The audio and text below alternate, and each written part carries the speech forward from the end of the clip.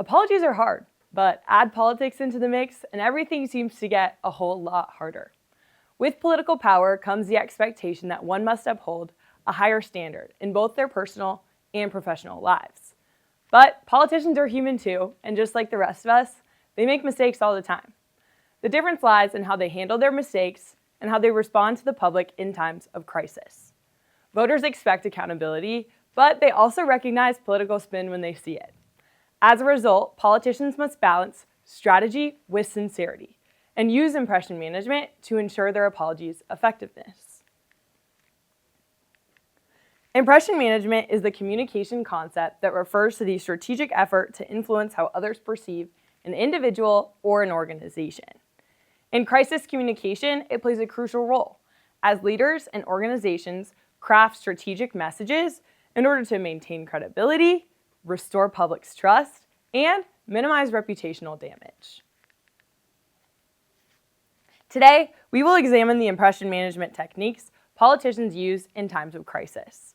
By comparing two political apologies, I will demonstrate how these strategies impact crisis communication and ultimately influence a leader's ability to manage their impression effectively and issue a sincere apology.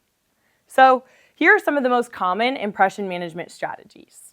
First up, we have denial, which is outright refusing responsibility. Next is evading responsibility, which includes shifting the blame onto someone else or something else. Reducing offensiveness to make the situation seem less serious or bolstering your own character. Corrective action, so it'd be shifting the focus onto fixing the problem and ensuring it doesn't happen again in the future. And mortification, or fully owning up to the mistake and offering a sincere apology. Now, let's look at some examples of these strategies in action. Virginia Governor Ralph Northam faced accusations in 2019 after the discovery of a photo in his medical school yearbook depicting an individual wearing blackface next to another individual in a KKK robe with Northam's name attributed in the caption. In response to these racist images, Northam held a press conference to apologize for the distress these images were causing people. However, he did not admit to being an individual in the photo. Let's take a look. That is not my picture. That is not my person on that picture in the yearbook.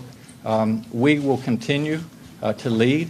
We will continue to talk about the issues that are important. But we also will have a conversation as we move forward about trust. And I have been a man of honor. As you can see, Northam was pretty quick to deny any involvement in this photograph. And instead, he focuses all the attention towards bolstering his own character.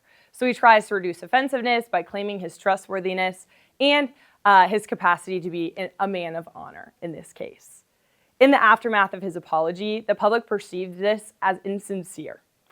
They viewed his apology as insincere, and even though there were accusations that he might not have been alleged in the photograph, widespread calls for his resignation persisted throughout his tenure as governor. So ultimately, his attempt to manage impressions through denial and reducing offensiveness proved ineffective and ended up amplifying the crisis rather than containing it. Now let's look at another example. During Bill Clinton's presidency, it was revealed that he was having an affair with White House intern Monica Lewinsky.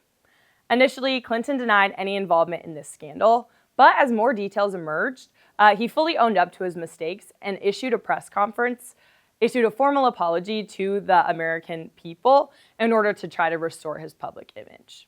Let's take a look. Is that I am profoundly sorry for all I have done wrong in words and deeds. I never should have misled the country, the Congress, my friends, or my family. Quite simply, I gave in to my shame. In this example, Clinton used mortification by openly expressing his shame and his regret for his actions, which gave the impression that he was genuinely remorseful and apologetic for this misconduct. Later in this speech, he also uses corrective action and shifts the attention towards what he's going to do to restore the American public's trust in the future. And so coupling mortification with corrective action in this scenario actually helped him create an effective apology. So many believed his apology to be sincere, and his approval ratings remained high and hovered in the upper 60s throughout the remainder of his presidency. Ultimately, apologies are always going to be hard, and add politics into the mix, and it comes with the territory. It's always going to be something that's relevant.